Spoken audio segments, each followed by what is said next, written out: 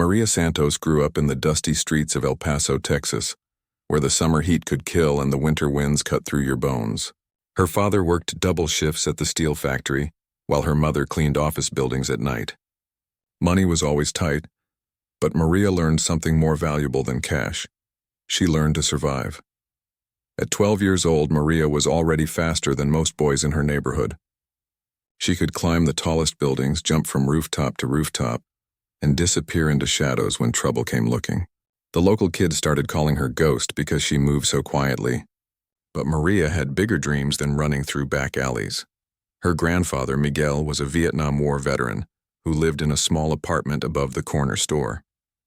Every evening after school, Maria would visit him. Miguel would tell her stories about his time in the military, about teamwork, honor, and serving something bigger than yourself. He showed her his old medals and photographs of his unit. Maria listened to every word, her eyes wide with fascination. Miguel noticed how Maria moved, quick, silent, and always aware of her surroundings. He started teaching her basic military skills in his tiny apartment. How to move without making noise, how to observe people without being noticed, and most importantly, how to stay calm under pressure. Maria absorbed everything like a sponge soaking up water. When Maria turned 16, she made a decision that shocked everyone in her family. She announced she wanted to join the military after high school. Her parents were worried. The military seemed too dangerous for their daughter. But Miguel smiled and nodded. He saw something special in Maria that others missed. During her senior year of high school, Maria spent hours researching different military branches. She read about the Army, Air Force, Marines, and Navy. But when she discovered the Navy SEALs, something clicked inside her mind. These were the elite warriors, the best of the best. They operated in impossible conditions and completed missions that others couldn't even imagine. There was just one problem. At that time, women weren't allowed in combat roles like the SEALs. But Maria didn't let that stop her. She decided to join the Navy anyway and prove herself worthy of any challenge they could throw at her. The day she signed her enlistment papers, Miguel gave her a small falcon feather he had kept from his time in Vietnam. "This bird hunts with precision and never misses its target," he told her. "Carry this with you and remember, you're not just representing yourself anymore." Maria kept that feather in her pocket through basic training, where she outperformed most of the male recruits. She could run faster, climb higher, and shoot more accurately than soldiers who had been training for months. Her drill instructors were impressed but puzzled. They had never seen a female recruit with such natural combat instincts. After basic training, Maria specialized in intelligence and reconnaissance. She learned to gather information behind enemy lines, to blend into any environment, and to strike quickly before disappearing.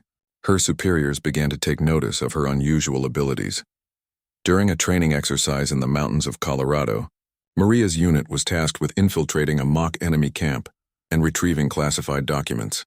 While her teammates struggled with the rough terrain and cold weather, Maria moved through the landscape like she was born there. She completed the mission in half the expected time, leaving her instructors speechless. Word of Maria's exceptional performance began to spread through the military community. Officers who had never heard of her started asking questions. Who was this young woman who could outperform seasoned soldiers? How did she develop such incredible skills? Maria's commanding officer, Colonel Harrison, called her into his office one day.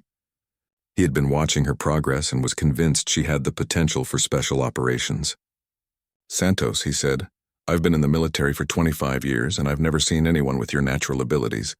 Have you ever considered applying for advanced training programs?" Maria's heart raced. This was the opportunity she had been waiting for.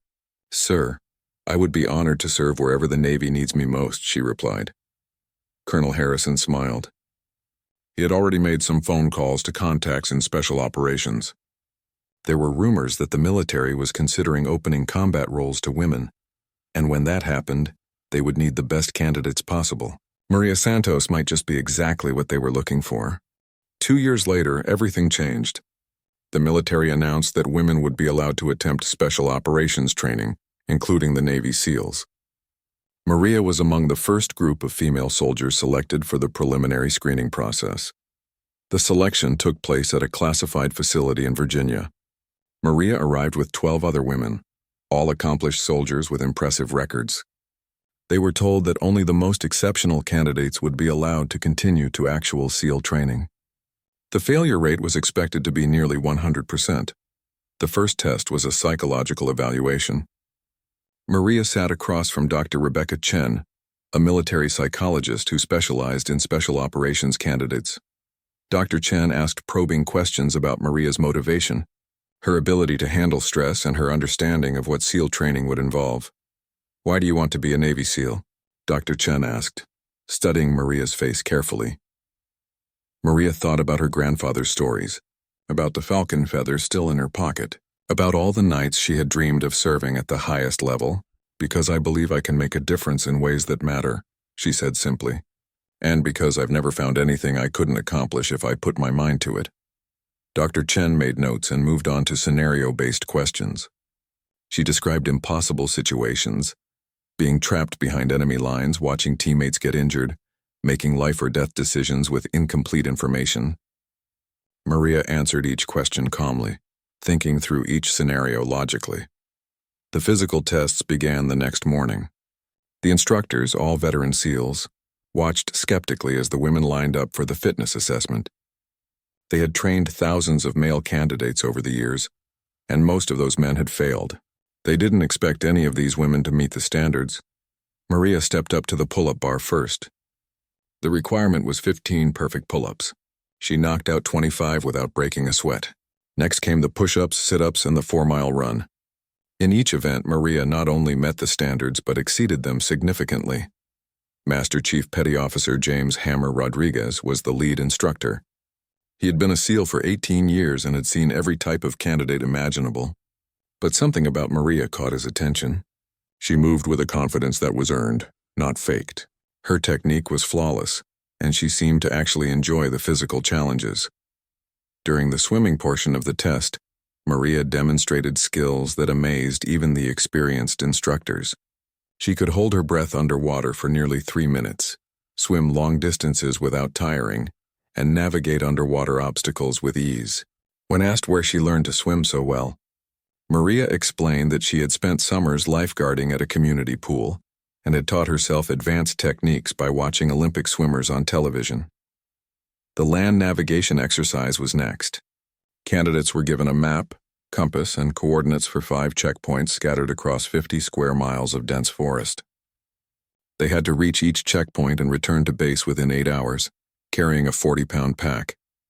Most candidates struggled with the navigation, getting lost or falling behind schedule. But Maria moved through the forest like she had grown up there. She found shortcuts that weren't marked on the map, used natural landmarks to confirm her position, and completed the course in 5 hours and 30 minutes, faster than many male SEALs had ever done it. Master Chief Rodriguez pulled Maria aside after the exercise. "Santos, where did you learn land navigation?" he asked. "My grandfather taught me basic skills, but mostly I just pay attention to my surroundings," Maria replied. "The forest talks to you if you know how to listen." Rodriguez nodded slowly. In all his years of training SEALs, he had rarely encountered someone with such natural instincts for tactical operations. Maria seemed to understand things intuitively that took most soldiers years to learn. The final test of the screening process was a live-fire exercise. Candidates had to navigate through a mock village while engaging targets and avoiding civilian casualties.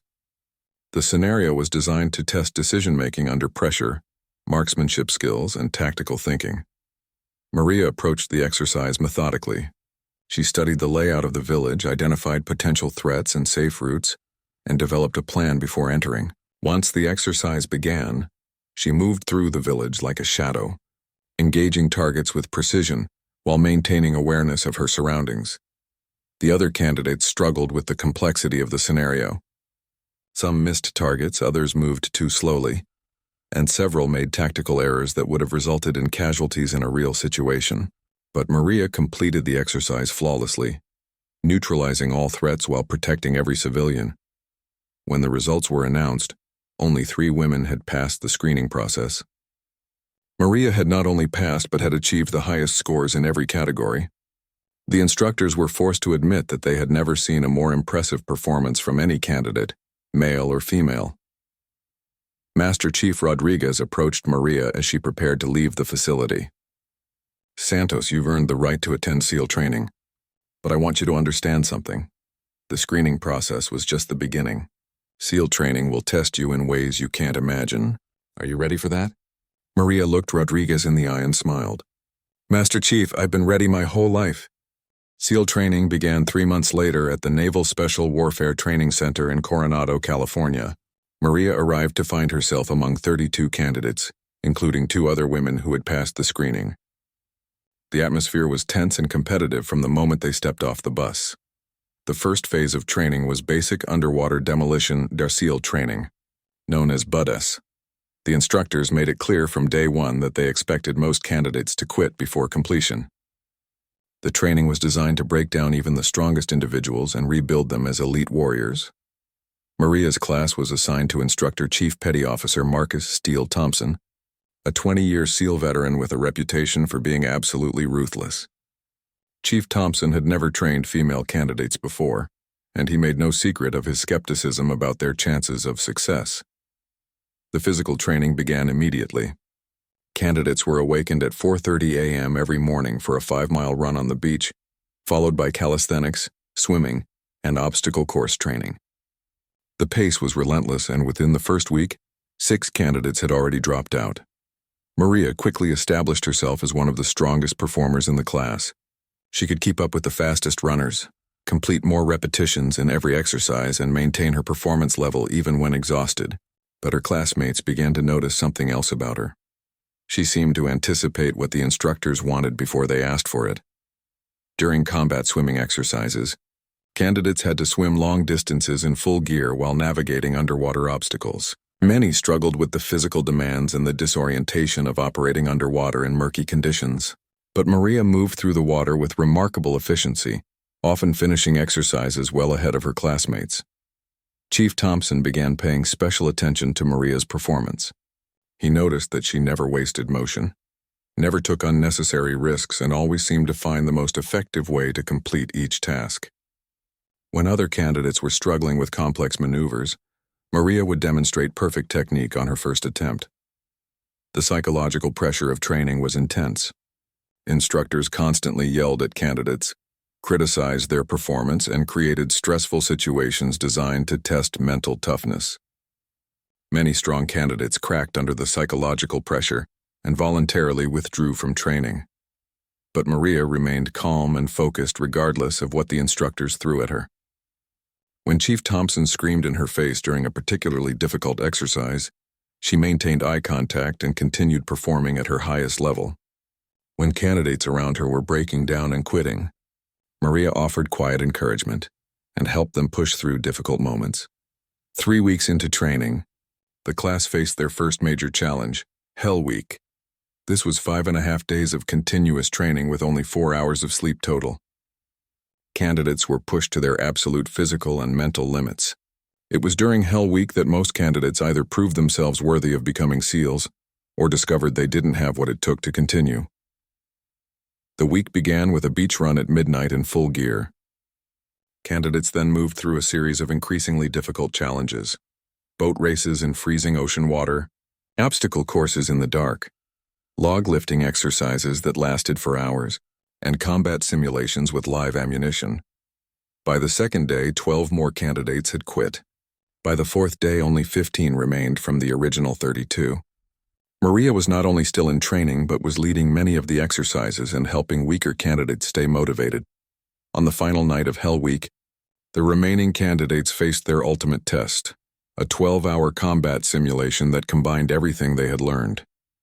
They had to infiltrate a mock enemy compound, retrieve classified materials, and extract to safety while under constant attack from instructors playing enemy forces. Maria took charge of her team naturally. She studied the compound layout, identified weaknesses in the defense, and developed a plan that minimized risk while maximizing chances of success. Her teammates, exhausted and struggling to think clearly, followed her lead without question. The mission began at 2 a.m. Maria's team approached the compound from an unexpected direction, using natural cover to avoid detection. When they encountered enemy forces, Maria's tactical decisions kept her team safe while allowing them to complete their objectives.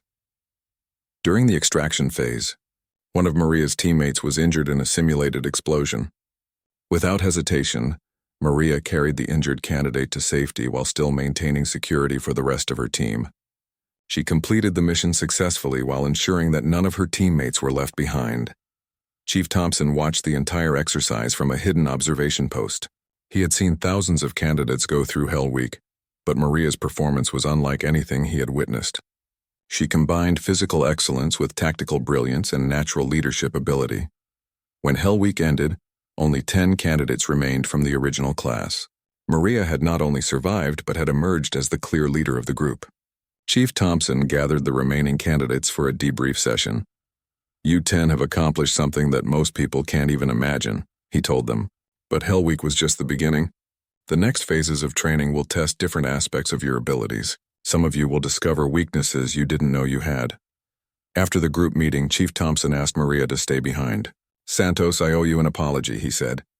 "When I heard we were training female candidates, I thought it was a mistake. I was wrong. Your performance this week has been exceptional." Maria nodded respectfully. "Thank you, Chief. But I'm not here to prove anything about women in the military.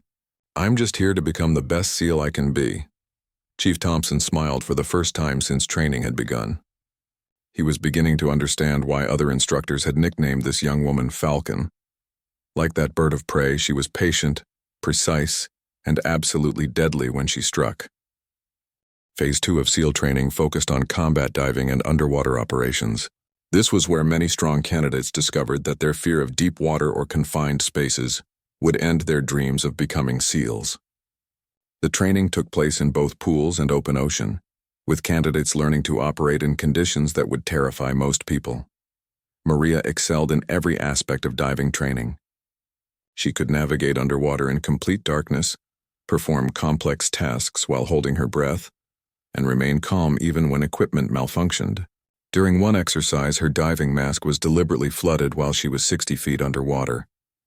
While other candidates might panic in such a situation, Maria calmly cleared her mask and continued with her assigned mission. The instructors began giving Maria increasingly difficult challenges to see if they could find her breaking point. They assigned her extra duties, criticized her performance even when it was flawless, and put her in leadership positions during the most stressful scenarios. Each time Maria rose to meet their expectations and exceeded them. Chief Thompson started calling Maria into his office for private conversations. He wanted to understand what drove her to perform at such a consistently high level. "Santos, what makes you different from the other candidates?" he asked during one of these sessions. Maria thought carefully before answering. "Chief, I think most people see obstacles as things that stop them. I see obstacles as puzzles to solve. Every challenge has a solution if you're willing to think differently and work harder than everyone else." This mindset became evident during the land warfare phase of training. Candidates learned advanced marksmanship, explosive handling, and small unit tactics.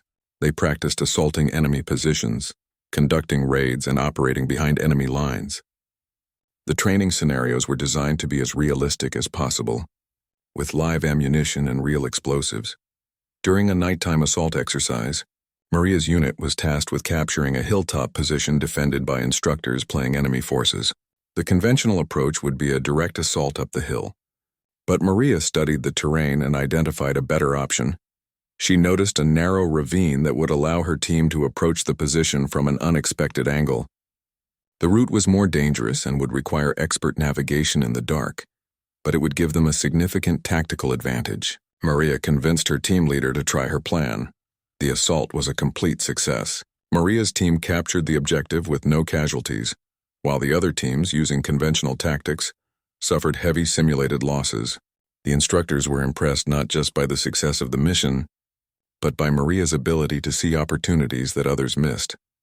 Word of Maria's exceptional performance began to spread beyond the training facility. Senior SEAL officers started visiting the training center to observe this remarkable candidate firsthand. Some came out of curiosity about the first female SEALs, but they left talking about Maria's tactical brilliance and natural leadership ability. Admiral Patricia Hayes, the first female admiral to oversee special operations training, made a special trip to observe Maria's class. She watched from a distance as Maria led her team through a complex urban warfare exercise. The scenario involved rescuing hostages from a building, while avoiding civilian casualties and dealing with multiple armed threats. Maria's approach was methodical and precise. She positioned her team members to maximize their effectiveness, communicated constantly to maintain coordination, and adapted quickly when the situation changed. The exercise was completed flawlessly, with all hostages rescued and all threats neutralized. After the exercise, Admiral Hayes approached Chief Thompson. "I've been watching special operations training for 15 years," she said. "That young woman has something special. She doesn't just follow procedures. She understands the purpose behind every action." Chief Thompson nodded. "Admiral, in my 20 years of training SEALs, I've only seen a handful of candidates with her combination of skills. She's not just physically capable, she thinks like a warrior." As training progressed into the final phase, Maria faced her greatest challenge yet. The advanced combat training included survival exercises, resistance to interrogation training, and missions that required working alone behind enemy lines for extended periods. During a week-long survival exercise, candidates were dropped in the mountains with minimal equipment and told to reach a pickup point 50 miles away, while avoiding capture by tracking teams. Most candidates struggled with the harsh conditions, the constant threat of capture, and the psychological pressure of being alone in hostile territory. Maria not only reached the pickup point ahead of schedule, but did so while avoiding all tracking teams and gathering intelligence about enemy positions along the way.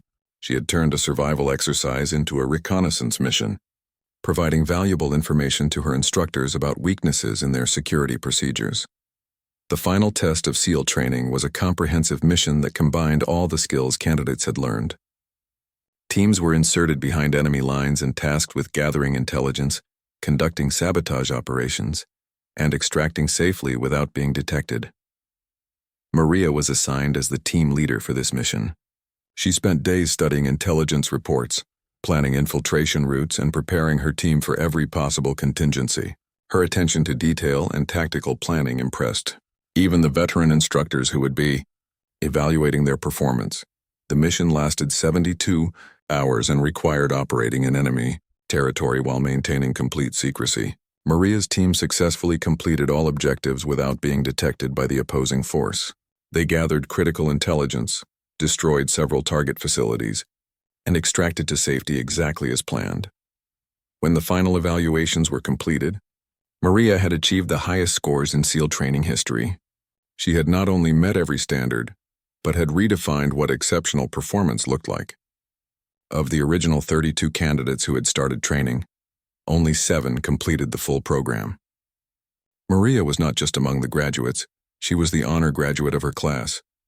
Chief Thompson spoke to Maria privately after the graduation ceremony. "Santos, you've proven yourself beyond any doubt. But graduating from training is just the beginning. Now you'll face the real test, proving yourself to an operational SEAL team. Are you ready for that challenge?" Maria smiled and touched the Falcon feather in her pocket, the one her grandfather had given her years earlier. "Chief, I've been preparing for this my entire life." Maria was assigned to SEAL Team 7, based at Naval Amphibious Base Coronado. The team was led by Lieutenant Commander David Wolf Morrison, a 15-year veteran who had completed over 200 combat missions in various conflict zones around the world. Morrison had specifically requested Maria for his team after reviewing her training records. The other members of SEAL Team 7 were initially skeptical about working with a female operator. They had all heard about Maria's exceptional performance in training, but combat operations were different from training exercises. Lives depended on every team member performing flawlessly under pressure, and they weren't sure how Maria would handle the reality of warfare. Petty Officer First Class Jake Bulldog Williams was the most vocal skeptic. He had been with the team for 8 years and had strong opinions about maintaining traditional standards. "I don't care what she did in training," he told the other team members. "This is about life and death, not proving political points." Maria understood the team's concerns and didn't take their skepticism personally. She focused on learning how the team operated, studying their tactics and procedures, and proving her worth through consistent performance during training exercises. Team 7's first mission with Maria came 6 months after she joined the unit. Intelligence reports indicated that a terrorist cell was planning an attack on American interests from a compound in a hostile region. The team was tasked with infiltrating the compound, gathering intelligence about the planned attack, and neutralizing the threat if necessary. Lieutenant Commander Morrison briefed the team on the mission parameters. The compound was located in mountainous terrain, heavily fortified and guarded by experienced fighters. The team would have to approach on foot through difficult terrain, conduct surveillance for several days, and then strike at the optimal moment. Maria studied the intelligence reports and satellite imagery carefully. She noticed details that others had missed: guard rotation patterns, supply delivery schedules, and potential weaknesses in the compound's defenses. During the mission planning session, she presented her observations to the team. "The eastern approach looks heavily defended," Maria explained, pointing to the satellite photos, "but their guard positions are designed to watch the main valley. If we approach from this ridgeline, we can observe their activities without being detected, and will have multiple escape routes if things go wrong." Morrison was impressed by Maria's analysis. Her tactical thinking was sound, and she had identified opportunities that even experienced team members had overlooked. He decided to incorporate her suggestions into the mission plan.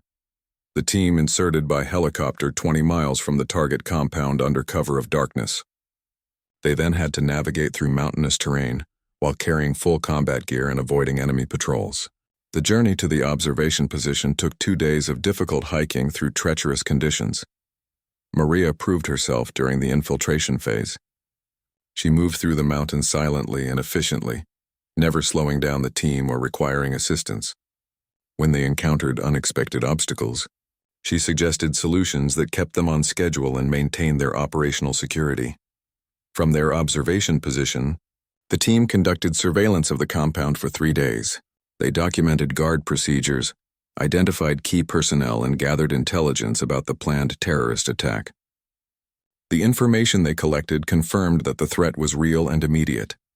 The attack was scheduled to take place within days. On the third night, the situation changed dramatically. Intelligence intercepted communications indicating that the terrorist leader was planning to leave the compound the next morning. If he escaped, the opportunity to prevent the attack might be lost forever. Lieutenant Commander Morrison made the decision to assault the compound that night, rather than risk losing the target. The team had only a few hours to prepare for a mission that would normally require days of planning. This was exactly the type of high-pressure situation that separated elite operators from ordinary soldiers. Maria volunteered to take point during the assault, meaning she would be the first team member to enter the compound and face whatever resistance awaited them. Her teammates were surprised by her willingness to take on the most dangerous position, but Morrison approved her request. The assault began at 2 a.m. Maria led the team through the compound's perimeter defenses using the route she had identified during surveillance. Her movements were precise and silent, allowing the team to get within striking distance before being detected. When the shooting started, Maria's training and natural instincts took over. She moved through the compound like a force of nature, neutralizing threats with precision while maintaining awareness of her teammates' positions. Her marksmanship was flawless, and her tactical decisions under fire were exactly what the situation required. During the firefight, Petty Officer Williams was wounded by enemy fire and pinned down in an exposed position. Without hesitation, Maria broke cover and moved to his location under heavy fire. She provided covering fire while treating his wounds, then helped him reach safety. "I've got you, Bulldog," she said calmly while applying pressure to his wound. "You're going to be fine." Williams looked at Maria with new respect. She had risked her life to save him without a second thought. Her actions under fire had proven that she was exactly the type of warrior he wanted watching his back. The team successfully captured the terrorist leader and secured intelligence that prevented the planned attack. The mission was a complete success, and Maria's performance had been exceptional. She had demonstrated not just her tactical skills, but her commitment to her teammates. On the flight back to base, Lieutenant Commander Morrison spoke to Maria privately. "Santos, that was outstanding work tonight. You've proven yourself to every member of this team." Maria nodded, but her focus was on checking on Williams's condition. "Thank you, sir. But this team was already proven before I got here. I just tried not to let you down." When they returned to base, word of the mission's success and Maria's performance spread quickly through the special operations community. The nickname Falcon took on new meaning. She didn't just strike with precision. She protected her team like a fierce bird defending its nest. Williams approached Maria in the team room the next day. "Santos, I owe you an apology," he said. "I was wrong about you. You're not here to prove anything. You're here because you belong here." Maria smiled and shook his hand. "We're all here for the same reason, Bulldog. To get the job done and bring everyone home safe." 2 years after joining SEAL Team 7, Maria had completed over 50 combat missions and established herself as one of the most effective operators in the special operations community. Her reputation had spread far beyond her own team, and she was frequently requested for the most challenging and sensitive missions. The mission that would define her legacy came on a rainy Tuesday morning when Lieutenant Commander Morrison called an emergency briefing. Intelligence had located a high-value target who possessed information about an imminent terrorist attack on American soil. The target was hiding in a heavily fortified compound surrounded by hostile territory, and previous attempts to capture him had failed. "This is a volunteer-only mission," Morrison told the assembled team. "The target is located in the middle of enemy-controlled territory. We'll be outnumbered, outgunned, and operating without backup. Anyone who wants to sit this one out can do so without any judgment." Every member of the team volunteered immediately. They had worked together for years now and trusted each other completely. Maria's presence had actually strengthened the team's bond. Her exceptional abilities and unwavering loyalty had earned the respect and admiration of every operator. The mission required a small team to minimize the chance of detection. Morrison selected Maria, Williams, and 2 other experienced operators for the job. They would insert by parachute at night, navigate 20 miles through hostile territory, conduct surveillance of the target compound, and then capture the high-value target alive. Maria spent days studying every detail of the mission. She memorized maps of the area, analyzed weather patterns, and developed contingency plans for various scenarios. Her preparation was so thorough that she could navigate to the target location in complete darkness without using any navigation equipment. The team parachuted into the target area during a thunderstorm that provided cover for their insertion, but made the jump extremely dangerous. Maria landed precisely on target despite the difficult conditions and immediately began moving toward the rally point. Her teammates landed scattered across the drop zone, but Maria's calm voice on the radio helped guide them to the correct location. The journey to the target compound took 2 days through some of the most dangerous territory in the region. The team had to avoid enemy patrols, cross rivers swollen by recent rains, and navigate through dense forest while carrying full combat gear. Maria's navigation skills and tactical awareness kept them on schedule and undetected. From their observation position, the team watched the target compound for 18 hours. The intelligence reports had been accurate. The high-value target was definitely present, but he was heavily protected by experienced guards.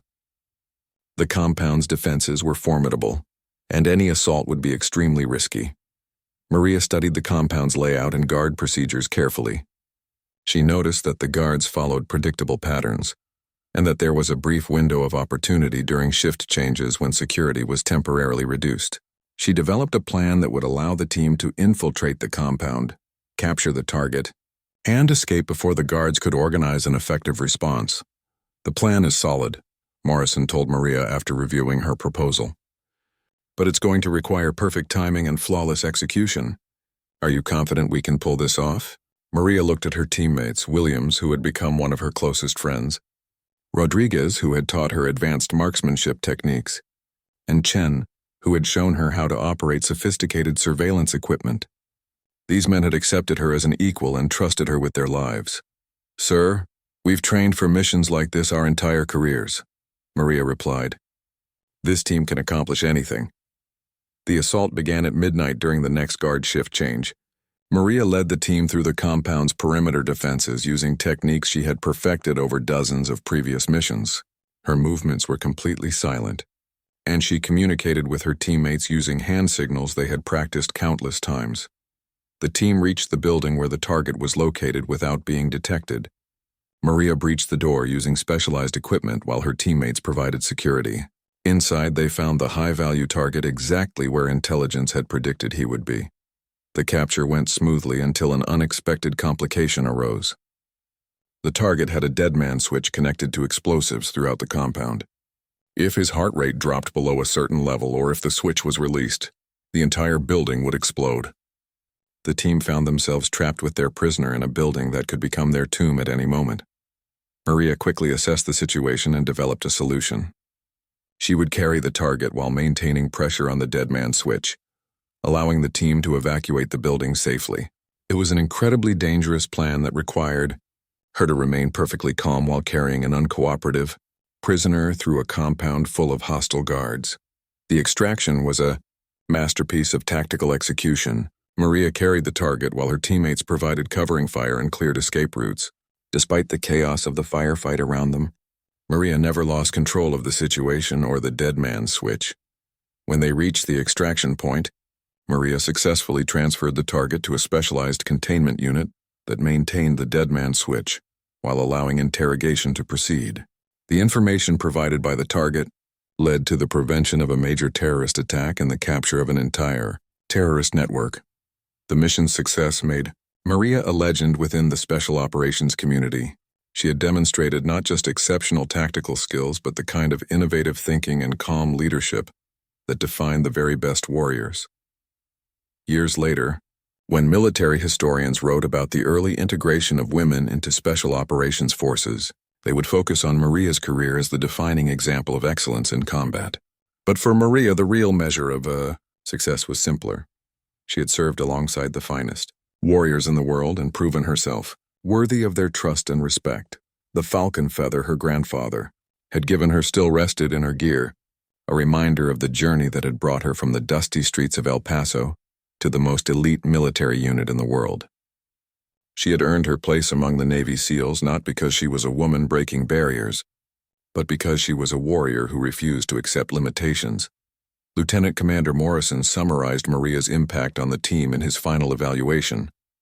Petty Officer Santos represents the very best of what a Navy SEAL can be. Her courage, skill, and dedication to her teammates make her an invaluable asset to any mission. The nickname Falcon suits her perfectly. She strikes with precision, protects her team fiercely, and soars above any challenge placed before her.